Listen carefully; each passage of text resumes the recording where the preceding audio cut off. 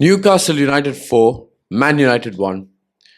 Before we start and dive into what actually happened in the game, I have some stats for you. These stats should be pretty understandable for you. It's not going to be like Ruben Amorim tactics, not like Amorim ball. You will actually understand. It should be pretty easy when it's presented to you. So, first things first. You might have thought we've been losing many games, we've been drawing many games. So, how many games have we actually won? Well, that number is 13 wins in 32 competitive games. So this includes the Carabao Cup, the FA Cup, the Premier League, and the Europa League. All conclusive. 32 games we played, 13 wins. Now, you might want to also know who did we win against. Well, firstly, we beat Bodo Glimt, we beat Everton 4-0, Pilsen 2-1, City 2-1. Then we beat Arsenal on penalties. We took it to extra time and, the whole Emirates drama. Xerxes scored the penalty at the end. Then we scored against Rangers. We beat them 2-1. We won against Fulham 1-0 at their place. Steaua Bucharest 2-0. Leicester 2-1 in the FA Cup. Ipswich 3-2 at home. Sociedad 4-1. Leicester 3-0 again. This last Leicester game, by the way, was before the international break. And now, here we are, having played 4 games more. And we haven't won any of the 4 games. Now, another stat for you guys.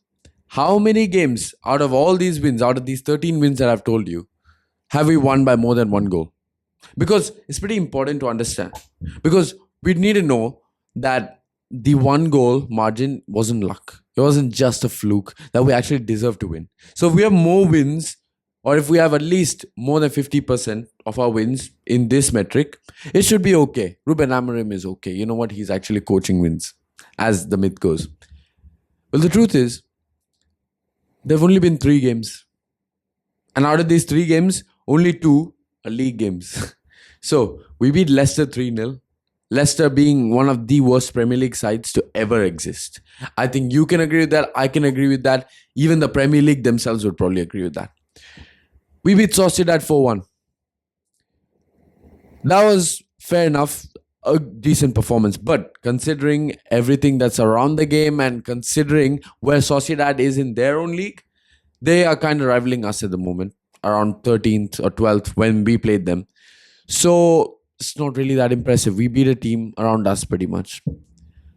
And we beat Everton 4-0. We beat Everton 4-0 in, I think, Amorim's first game at Old Trafford. But the thing is, if you look at the players that starred in that game, Rashford is now at Villa.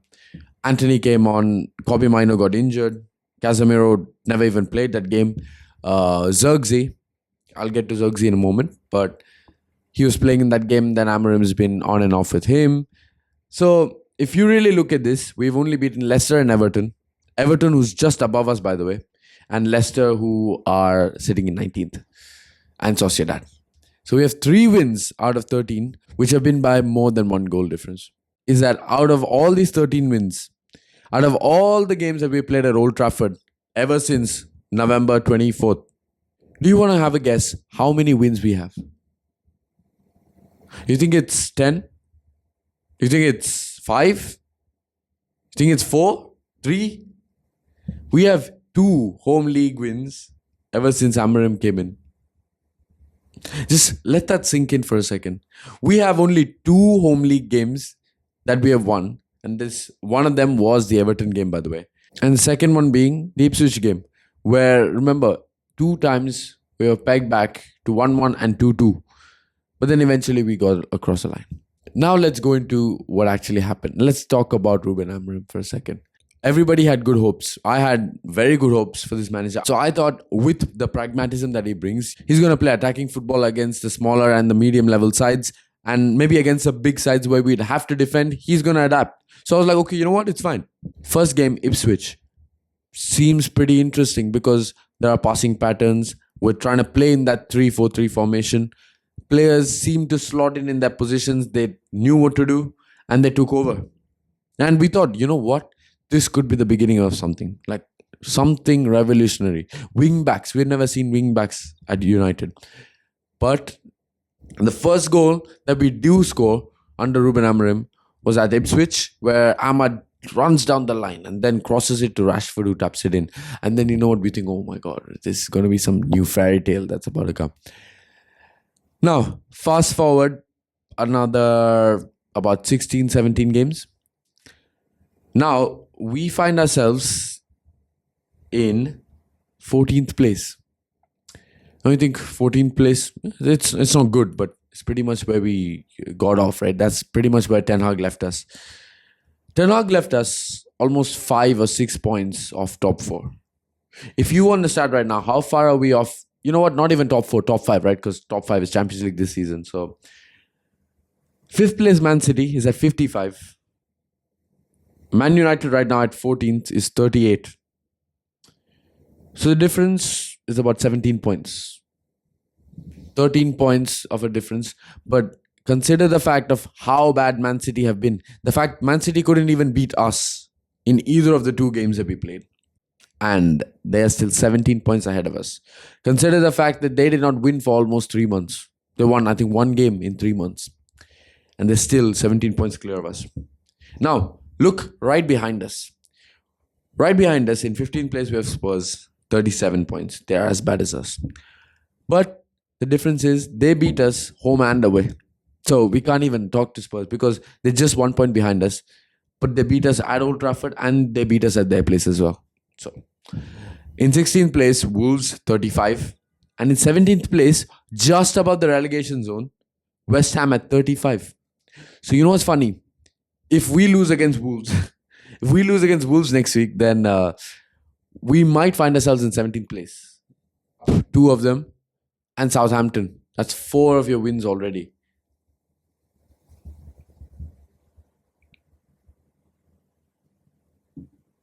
That's 4 of your wins already. And if you were to talk about top half sides that he's beaten in the league, he didn't beat Liverpool, he didn't beat Arsenal, he didn't beat Forest, he didn't beat Newcastle. He beat Man City once. He didn't play Chelsea yet, he hasn't played Villa yet. Fulham, he managed to beat. And he didn't beat Brighton, he didn't beat Bournemouth, he didn't beat Brentford, he didn't beat Palace. And then, just above us, he beat Everton. So, out of the 13 sides in the Premier League that are above us, he's beaten 3 sides. He's been 3 sides, and consider the fact that, okay, fine, you know what? He hasn't played Chelsea and Villa, but guys, do you really think we're beating Chelsea? Do you really think we're beating Villa? As bad as Chelsea are, do you think we're beating them? And Villa would have probably been out of the Champions League by then as well. It's the last game of the season. And we'd probably be deflated so much to the point where we wouldn't even care. Villa would just rock up, just to get a win at Old Trafford to end the season. Ooh, niceties. Now, if we were to look at the game, the first half was actually pretty decent, but does it really matter now? Because we actually did not deserve to go 1-0 down in the first place. We were actually controlling the game pretty decent. Now, why do you think we were controlling the game pretty decent from the start? It was because we deployed Eriksen in the midfield. We had Zirkzee in the 9. We had technical players playing. We had Harry Amas, who, I was never a fan of Harry Amas, but for me, I felt he was better than Dogu has been, even this game and the past few games. Because the one thing I noticed was Amas doesn't rush with making decisions. He's not trying to show off to anybody. He's not trying to prove himself that I am here. You know what? He just does the basics and moves. But we should consider the fact he is still making mistakes. He's not physically strong enough. He's nowhere near. At the same time, he can do so much better with positioning as a left wing back. But it's his debut. You know what? We can't even say much about that. Amas was okay. But if you look at the rest of the team, we play Amas, we play Eriksen, we play Zirkzee. These 3 additions, which normally don't play, kind of did change the game. And Lindelof at centre back as well. We were able to control the ball way better. One thing we didn't have was directness going forward. Garnacho scored a goal. Good finish. I was surprised actually. That was a good finish with his left foot. But we're 1-1 and we're probing. We could get a 2-1, but then halftime comes 1-1. You know what? We're like, it's fine. We can keep it moving. The more the game went on, we realized Ugarte should be taken off. For who? You'd say Casemiro or Collier. Because number one, Ugarte was on a yellow card.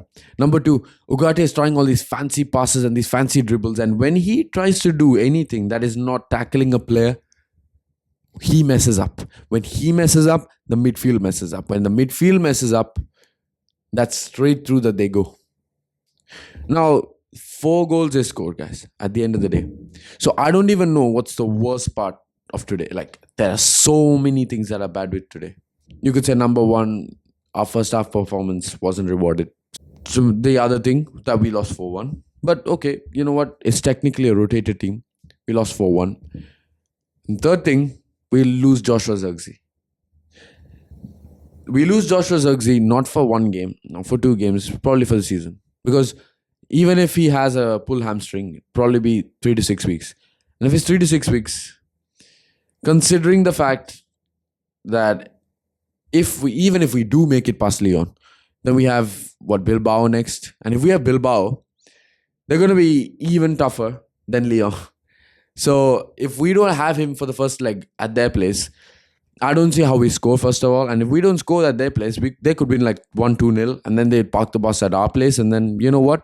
That's the game over. And then if we don't make it past the semi-finals, then the season's over right there, right? Because now we're not in the FA Cup, not in the Carabao Cup, and we're not in Europa League. So now it's just the league, which, funnily, we're in 14th place, 3 points off 17. So 100%, this is the worst season in the last 50 years, I would say, for United. Like, if we don't win the Europa League, this is the worst season in the last 50 years. And now you might say, where do we go from here? Well, first things first, the board have to step up, sack the manager. Because you might say it's the players. Regardless of what you think, Rashford was an option of his. I agree with the decision that he left Rashford out of the squad, that he pushed him out completely. But Rashford was an option. Anthony was an option. Now, that I didn't agree with from the start. Anthony at Betis, they are trying to do everything they can. Them, Atletico Madrid, everything they can to get Anthony to La Liga permanently. You run Ahmad into the ground because every game Ahmad has to play. Otherwise, you know what? We can't do anything. You keep picking the wrong players and you keep misprofiling the players that we have. So you want to still play Kobe in the 8. You still want to play Kobe in the 6. You still don't want to play Zirkzee. You still want to persist with Højlund. You still think Garnacho is good because he's a runner. You still persist with Dalot was arguably one of our worst players, and that's saying something. Considering all the players that we had today, Dalot was one of our worst players on the pitch. He's not tracking back. He's not covering Mazraoui. Neither is he helping out one of our attackers or our 10s. So what is Dalot's crucial role? You know what? I used to say that Dalot wasn't any good from the start of the season. So this is like going back to August. And yet people used to tell me, no, Dalot is good. You know what? Even in a back 4 system, he's good. He's an attacking fullback.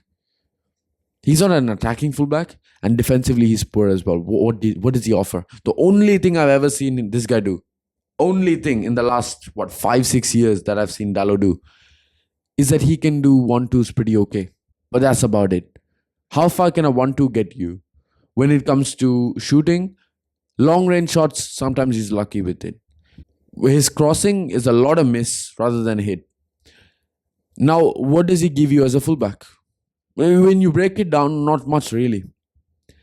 And guys, the entire team is a shambles. You know what? The season's over. Right? Let's really be honest about this. The season's over because even if we now want to beat Lyon, who do we have? Højlund, Garnacho. I don't even want to think about it. Yeah, we have Højlund, Garnacho, Fernandes as a front 3. Again, with Fernandes, Ruben Amorim knew that he works in a pivot with Casemiro. Now, why do you want to take him away and put him in a 10 when you could easily put Eriksen there? When he's meant to be a creator anyway, you might as well put Eriksen or Kobe in the 10 and you drop Bruno in the pivot with Casemiro. That's what has been working. But now he wants to try this experiment with Ugarte, which it should work, but it isn't working because Ugarte is that poor technically. So that was Newcastle 4, Man United 1. It's just Ruben Amorim out again, guys. There's not much more I can say. If you guys think I'm wrong, if you guys are still Ruben Amorim in, please tell me why you think that in the comments down below. And do not use the excuse of he doesn't have the players. Because you know what? He can always pull a profile from the academy.